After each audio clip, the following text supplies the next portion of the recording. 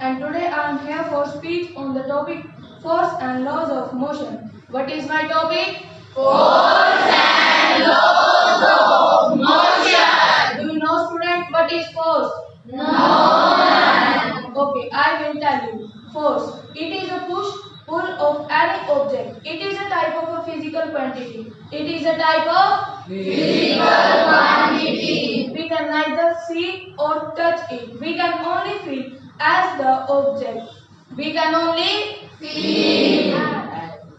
Do you know, students, how many type of forces are there? No, ma'am. Okay, I will tell you. There are two type of forces, contact force and non-contact force. Contact force. It is a type of a force exerted on one object on another when there is a physical contact with one another. When there is a Physical contact with one another. Now the second one is non-contact force. It is a type of a force exerted on one object to another object when there is a no physical contact with one another.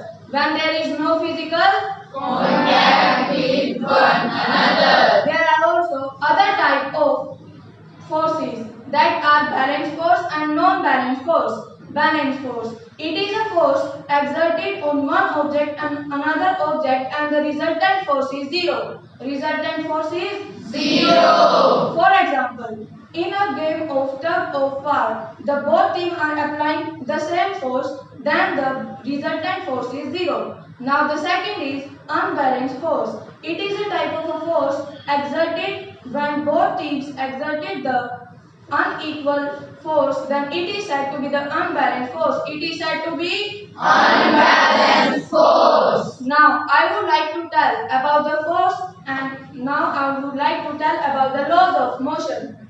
What I would like to tell? Laws of motion. There are total 3 laws of motion. How many laws?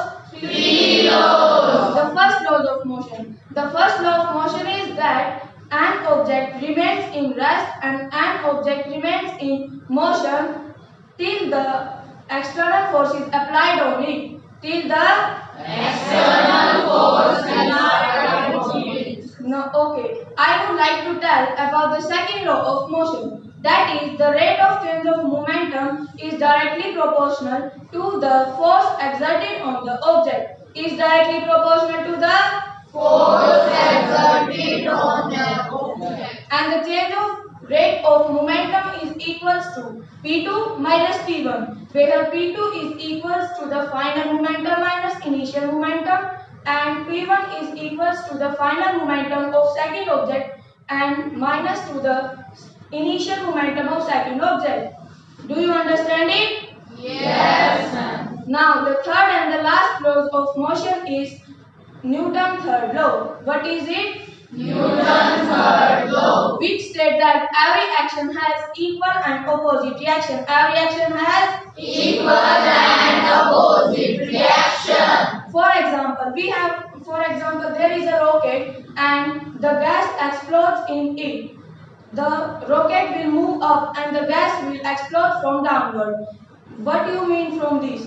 This means that every action has equal and opposite reaction. Every action has Equal and opposite reaction. So this is all about my topic, force and laws of motion. Do you understand it? Yes, ma'am. Thank you and have a nice day.